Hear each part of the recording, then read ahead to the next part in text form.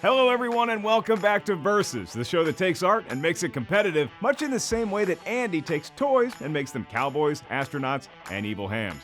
I'm your ham and host, Mark Ellis, and today's episode features the two Tinseltown talents behind the best toys in the chest, Tom Hanks and Tim Allen. Oh no, I can't bear to watch one of these again. Tom is America's dad and provides the voice of Woody in the Toy Story films. Tim Allen plays Buzz Lightyear in those films and is known as America's uncle?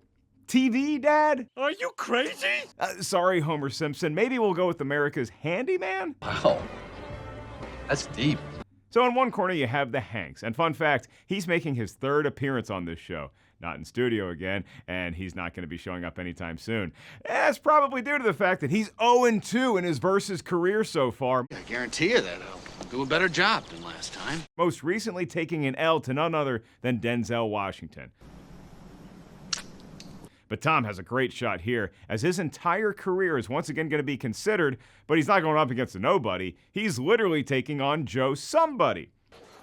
Maybe they're getting it on a subliminal level. You're going to have a lot of those references, so try to keep up. I don't have time to coach you through each wink and nod, the way that friendly neighbor Wilson might coach Tim Taylor through life on Home Improvement, which is the show that rocketed Tim Allen to superstardom. You get that? Rocket, astronaut? I don't get it. You uncultured swine! Here's how we'll determine a winner. Round 1, box office. Round 2, Tomatometer / audience score. Round 3, Mount Everest. Round 4, legacy. And then we'll do a wild card round to settle the score once and for all. Who knows what could pop up there? Maybe Chris Evans checks in. After all, he provides the voice of Lightyear in the upcoming Pixar film based on the real astronaut that was the basis for the toy Lightyear voiced by Tim Allen. But the real astronaut never existed either, so if he's pretend, then the toy would be double not real, which somehow cancels out and makes the toy actually in existence. Excuse me, I think the word you're searching for is Space Ranger. And you could probably go buy a Buzz or Woody toy at any store nationwide. So in the imagination of kids of all ages all over the world, that cowboy and that Starman are just as real as you and me. I don't have time for this. Man, we got deep and it's not even round 1 yet.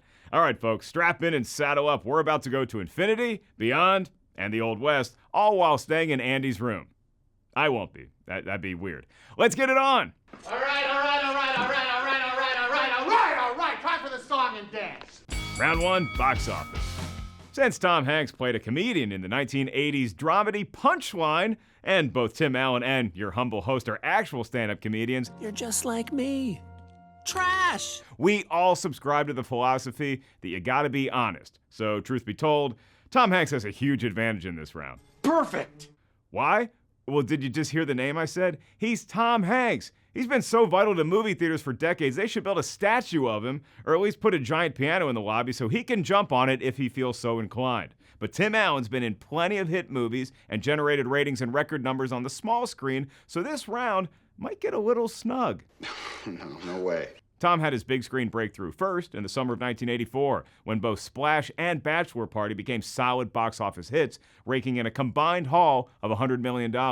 Then in 1988, he did that piano-jumping, little kid becoming an adult thing, and Big took in $151 million around the world. Wait, Jax. The next year's Turner and Hooch would tack on $71 million to his career earnings, but that's not why it's being mentioned. Did you know that Tim Allen was offered that role and turned it down? He was also considered for the Robin Williams part in Dead Poets Society and passed that up. Why? Well, probably because he foresaw the millions of bucks he'd bring in as Tim the Toolman Taylor on the hit sitcom Home Improvement. The show was an instant rating smash, with 28.9 million folks tuning in every week for its first season. Home Improvement would go on to regularly have over 30 million souls watching for subsequent seasons, and in its 8th and final season finale, 35.5 million people swung by the Taylor's house, mostly to say bye to Jonathan Taylor Thomas. But Allen was just getting set for his next act, movie stardom. His 3 starring roles as the Santa Claus all grossed over $100 million each, with the first installment delivering over 190 million reasons to be joyful. Allen also had hits with the beloved Galaxy Quest, which grossed $90 million, and the less than beloved Christmas with the Cranks, which took in $96 million. Say what you want, but the guy knows how to make a buck at the season of giving. If you're trying to make me feel guilty, get off of it. Which brings us to Toy Story. 'Twas a revolution in animation and cinema when the debut film was released in 1995, and it was a huge hit, making $365 million. The second film, ingeniously titled Toy Story 2, was an even huger hit, crushing it to the tune of $511 million. And the applause grows a little bit. Then some time passed, Andy grew up, and in 2010, Toy Story 3 came out and grossed over $1 billion. Toy Story 4 also crossed that billion-buck barricade, becoming the franchise's all-time top earner so far. Aside from playing Buzz Lightyear, Tim Allen's biggest hit at the box office was not about a jolly guy from the North Pole. It was playing a guy who just wanted to go on one last joyride with his buddies. Wild Hogs was a monster hit in 2007, revving up $253 million worldwide. Does Tom Hanks have anything on his resume to match that? Can we get serious now? Yes, he does. Forrest Gump made over $600 million. The Da Vinci Code made over $700 million. Saving Private Ryan and Castaway did over $400 million. Catch Me If You Can and Apollo 13 grossed over $300 million. And have we arrived at the point yet? To date, Tim Allen has made 9 movies that took in at least $100 million. Tom Hanks has starred in 29 such films. So this is an easy win for the Hanks, right? Not so fast. Yes, he's grossed over $10 billion in film money for his career so far, and that crushes Tim Allen's total of $4.72 billion. But Tim actually has the higher average gross at the multiplex, making $236 million per flick to Tom's $212 million per film. So while Hanks clearly has had more success over his career on the silver screen, he's also had over twice the amount of plate appearances that Allen has. The Toolman was busy making Home Improvement, one of the most popular shows of the 1990s and one of the biggest sitcoms ever. For reference, Tim Allen's salary his final season was $1.25 million, $250,000 more than Jerry Seinfeld was making around the same time. Tom Hanks became the movie star of the 90s, no question. But the rarer feat, in my opinion, is being able to dominate any size screen for that time period, and Tim Allen's more recent run of Last Man Standing drew solid numbers for 9 total seasons. All things considered, this round is going to score a major upset and make you all think Hanks is going to go 0-3 in his versus career. We're not there yet. Where we are is Tim Allen getting the point in round number 1, and he goes up 1-0. I feel much better. Round 2, Tomatometer / audience score. Tim Allen may be good at fixing toilets and even better at grunting like a pig. But he's great at pulling upsets in this show so far. I know, a lot of you are upset about how round 1 shook out, but the guy's an underdog and he came out swinging against a very angry Tom Hanks. I mean, he's not actually angry, right? Have we told Tom Hanks he's 0-2 on this show? Do you have to keep bringing that up? Can't you just forget it? America's Dad may have a goose egg in the win column so far, but he's received plenty of W's from the critics circle. Both the Tomatometer and the audience score are quite fond of Tommy, but how do they feel about Timmy? And for that matter, Forky, Woody, Buzzy? You're mocking me, aren't you? Well, much like round 1, Toy Story is at the top of the resume for both of these combatants here as well. Toy Story and Toy Story 2 are both perfecto on the Tomatometer, 100%, whereas Part 3 rests at 98% and Part 4 resides at 97%. It's the best punch Hanks or Allen throw in their entire Tomatometer career, although Tom Hanks also has Big at 97%.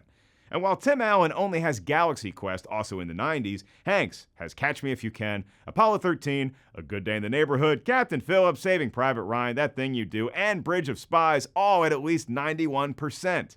Oh, and Splash is also 91%, which is 1 point above Galaxy Quest, although they're both equally preposterous. About time you just backed off, you fin-headed monstrosity. Which begs the question, would you rather date a mermaid or save the galaxy? I don't know how to swim!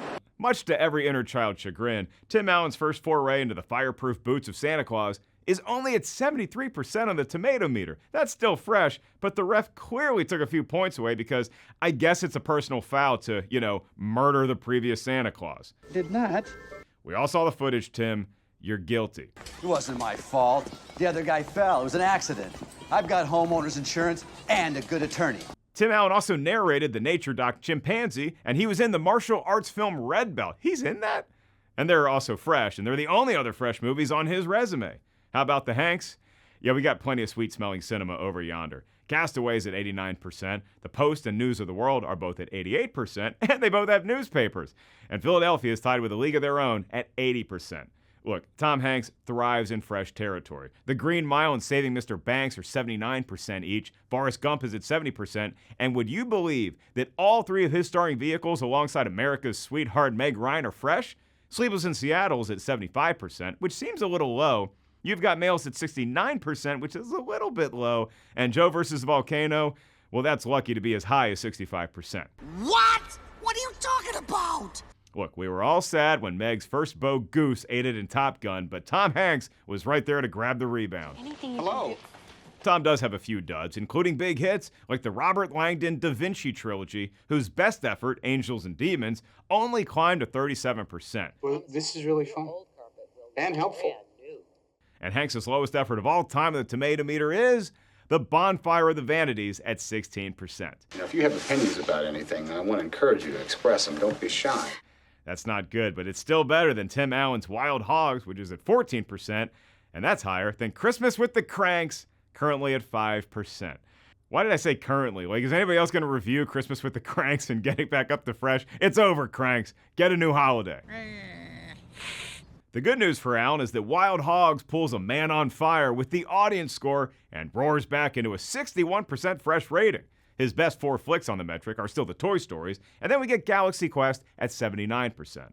But Tom Hanks is beloved by everyone, and we're all his children, even though most of us don't get to live at his house. He's got 2 movies that are actually ahead of Toy Story 4's 94% on the audience score. You want to guess what they are? Take a shot while I remind you that Toy Story 2 is the lowest of the 4 Toy Story films on the audience score at 87%. All right, you had enough time to guess or cheat and look up the answer. Forrest Gump and Saving Private Ryan are both at 95%. This guy's more fresh than Old Spice, and his averages on both measurement sticks prove it. His per-film Tomatometer average is 68%, and the audience score says 66%. Meanwhile, Tim Allen saves face, but is still rotten at 50% on the Tomatometer and 53% on the audience score. And if you Tool Time viewers were hoping for a miracle comeback thanks to that beloved sitcom Home Improvement, I got nothing for you. The audience score is 69%, which is hilarious, and also nowhere near close enough to sway this round in favor of Allen. Tom Hanks answers the bell here, and he evens the score at 1-1 as we head into the next round. I'm actually excited about this. Round 3, Mount Everest. Okay, truth be told, as great as these performers may be, and as much as we may love their Toy Story characters, neither Tom Hanks or Tim Allen have actually been to the summit of Mount Everest. Refresh my memory, will you please? What exactly have you done in the past 5 years? I don't believe Buzz Lightyear or Woody have either, but if they raced, my money's on the guy with the jetpack. Tom and Tim may have never been to the literal mountaintop, but in terms of entertainment, they've both reached dizzying heights very few actors ever have. So this round will beg the question, who's had the better peak? That one shining moment when you were on the top of your game and no one else in the industry could touch you or even look you in the eye. Mine's happening right now. You are so much less attractive when I'm sober. Thank goodness it's not that often. Now, you may have entered this vid thinking it would be an easy W for Tom Hanks, and maybe you think he'll at least take this round in a cakewalk because he does have a pretty impressive all-time high moment. The dude was nominated for an Oscar for his performance in Big, which is incredible because that's a comedy. And the Academy, let's just say they don't love yuck fests, or else Eddie Murphy and Mel Brooks would have shelves full of Oscars by now. But then in 1993, Tom starred in Philadelphia and won his first Best Actor prize, and that wasn't even his apex. Nope, that would happen the very next year when Tom Hanks joined Elite Company by winning again for his star turn in Forrest Gump. That's back-to-back Best Actor victories, and with that, Hanks joined a club that features less than 10 all-time members. Back-to-back winners are exceedingly rare in any category at the Academy Awards, much less for a major category with so much competition. Now here's where it gets kind of eerie. When the guy that played Woody was approaching his all-time greatness, Buzz was on a legendary tear of his own. Forrest Gump was released in theaters in the summer of 1994. Later that November, Tim Allen achieved a feat that may be even more rare than that of his colleagues. Allen was the star of the #1 show in the country, Home Improvement. He was also the star of the #1 film in the country, The Santa Claus, and he had topped the New York Times bestseller list with his book, Don't Stand Too Close to a Naked Man. In the same week, Tim Allen was at the top of 3 different mountains simultaneously. The historical precedent for either set of accomplishments is relatively nil. Eddie Redmayne almost repeated. Mahershala Ali has won 2 statues in 3 years, but back-to-back Best Actor wins in the modern era is the stuff of legend. Not even Meryl Streep, who gets nominated just about every time she walks on set, Shame on you. has never done the repeat dance. Perhaps even more astonishing is that Tom Hanks had a decent shot to get nominated for a 3rd consecutive year for his portrayal of astronaut Jim Lovell in Apollo 13. He missed out, and instead, Nick Cage won the award for leaving Las Vegas, which is actually just as tough as flying a space shuttle. Whereas Tom Hanks was crushing it, and continues to, Tim Allen was playing 3 different sports and winning a championship in all of them at the same time. Boy, I love hearing you say that.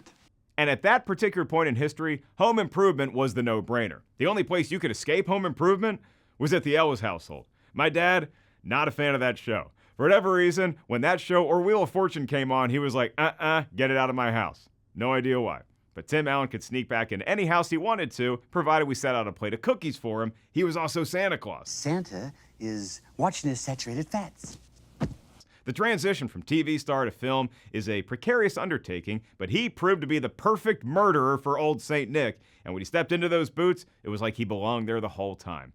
You add a bestseller into the Vitamix, and you have a smoothie only one other humorist has ever enjoyed. Back in the late 1970s, John Belushi had a similar week of immortality. Belushi was on the #1 show, Saturday Night Live, starred in the #1 movie, Animal House, and was on the chart-topping Blues Brothers album all at the same time.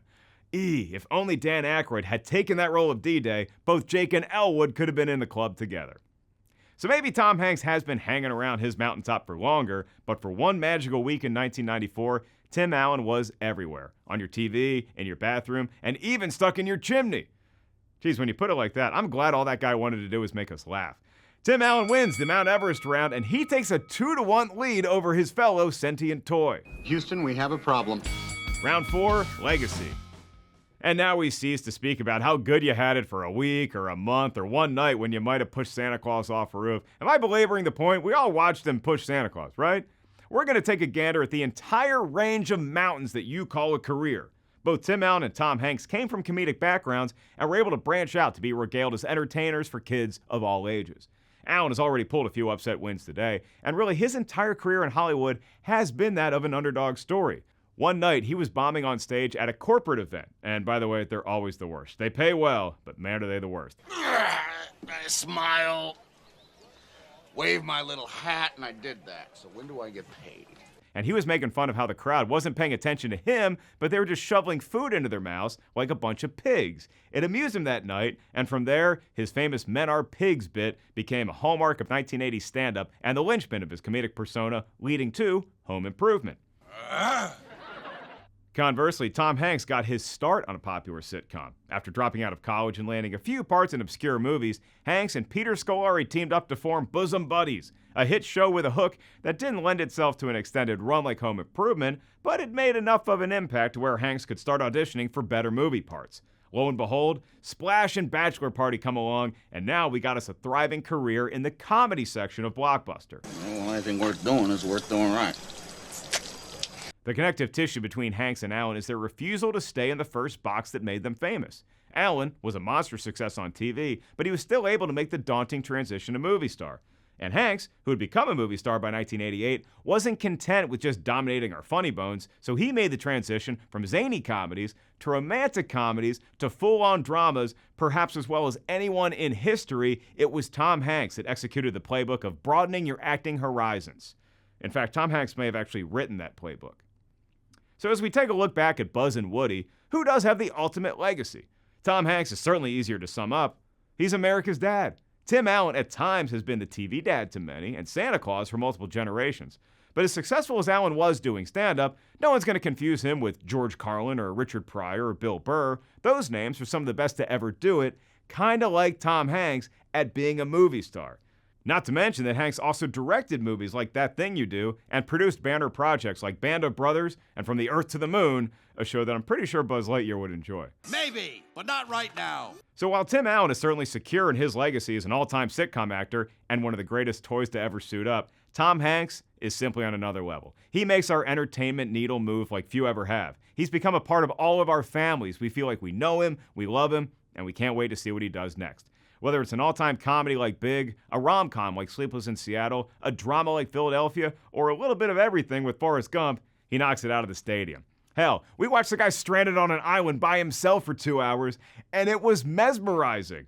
So as much as I think Tim the Toolman Taylor might have been way more successful surviving on that island in Castaway, Tom Hanks made it worth checking out. He takes a big win in the legacy round, and we're tied up 2-2. And now it's time for the wild card round, Toy Chest. Sorry, collectors and eBay proprietors, I meant to say figure or figurine. Look, the movie's called Toy Story, and since both Tim Allen and Tom Hanks are stars, let's take a look back at just these flicks and their beloved characters and sort out once and for all, who's the best child plaything? Are you Team Woody or Team Buzz? Woody certainly had a good head start. In the first Toy Story, when we meet Andy's toys that are luckily not named Chucky, it's established that Woody is the sheriff in town. He's the favorite of his human owner, and it's a great source of pride for our leader. But then a spaceman named Buzz Lightyear shows up and throws Woody's ego into disarray. You think they'd never seen a new toy before? Full disclosure, if I'm a kid, I'm going to play with Buzz Lightyear more. After all we've been through. I can dress myself up like a Western cowboy, but this Lightyear fella has a full astronaut suit, can blast off, has wings that work most of the time that let him fly or fall gracefully. It's everything you want under the Christmas tree. Shut up! Just shut up, you idiot! And as much as Toy Story 2 focuses on Woody, it's Buzz who saves the day. Woody is about to be shipped off to Japan, courtesy of Al's toy barn, but Buzz saves the day by finding Al's apartment just in the nick of time. That might have been the easy part. Then it's on Buzz to appeal to Woody's better judgment, convincing him to stay where he belongs. One of the many reasons that the first two Toy Story films earned their perfect 100% Tomatometer scores, which not even the Godfathers have, is because they so seamlessly peel back the layers of rivalry between Woody and Buzz, revealing a friendship, a partnership, a kinship, and probably many other ships. And I ship them as a pair. They complement each other, and we needed to lay that groundwork of good-natured rivals to see who can become the best teammate when it's all on the line. And our toy pals were never in need of a buzzer beater more than at the end of Toy Story 3. I think this is the best of the bunch. I love them all. Part 4 was a nice stroll down memory lane, but 3 is what got me in the feels the most. We had a menacing teddy bear villain voiced by the incomparable Ned Beatty. Where's your kid now, Sheriff? And it all led to a gaggle of collectibles preparing to be incinerated. Yeah, it's a kid's movie, but it got dark there for a while. And if you recall, Buzz Lightyear is the first of the toys to realize that resistance is futile, and we all might as well accept our fate as goners burning in a pile of trash. It's not that he gave up the fight, it's that he accepted his destiny, and it was kind of moving. But Woody kept on battling and was the last toy in that scene to call it quits. And it's a truly beautiful moment when Buzz lets Woody know that it's okay if they go to the great beyond, as long as they're all together. And I feel the tears coming. It all ended okay, and that emotional climax is just one of the many instances where Buzz helped Woody, or Woody helped Buzz. They're there to one-up each other, sure, but more importantly, these two pals know how to get the best out of one another, and that includes a good Woody pep talk when Buzz is feeling like his wings are clipped. But the real emotion of Toy Story 3 comes after it all works out okay, and Andy is going off to college. It's time to say goodbye, except to that one toy that makes the trek for the first semester, Woody. He was the OG, the original sheriff, keeping law and order together, making sure there were no snakes in any boots. And if I'm a kid, give me Buzz Lightyear all day long. But as the moral compass, the leader of the group, and the saver of the day, I gotta go with Woody for the best toy on the shelf. Assuming Mr. Potato Head isn't in the conversation, because that's Don Rickles, folks. YouTube the Old Friars Club roasts, he's the best of the bunch. But today, it's Woody who takes the win in the wild card round, and thus, Tom Hanks emerges victorious in today's match. This is ideal. This is perfect. This is more than perfect. I could scarcely contain my glee. All right, now I need to make an apology to Wilson. I get it. Tommy wasn't completely alone on that island, but much like Andy with his beloved pals, he eventually had to say goodbye. All's well that ends well, because Tom Hanks gets his very first win on Versus, and it comes at the expense of a very frisky Tim Allen. I say we blame the whole evening on rap music and too much violence on television. He may have lost today, but that whole #1 show, movie, book thing is pretty damn remarkable. Who had the better 1994, Tim Allen or Jim Carrey? Or Tom Hanks? I hate to blow my own horn.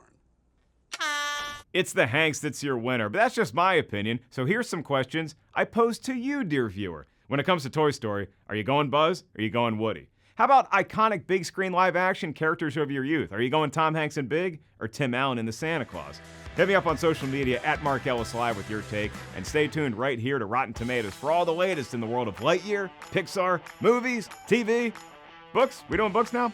No, well, movies based on books, which if you need an A on a book report, you got to read the book. But if a B is good enough, and it should be, just watch the movie. You'll be fine. Thanks for tuning into this episode of Versus. I'm Mark Ellis, reminding you that men are pigs, they will push a jolly old man off a roof in cold blood in front of his own reindeer, and okay, we get a little possessive about our childhood toys. Time to keep this wagon train a-moving. To where? Infinity? Beyond? Nah, I live in the valley.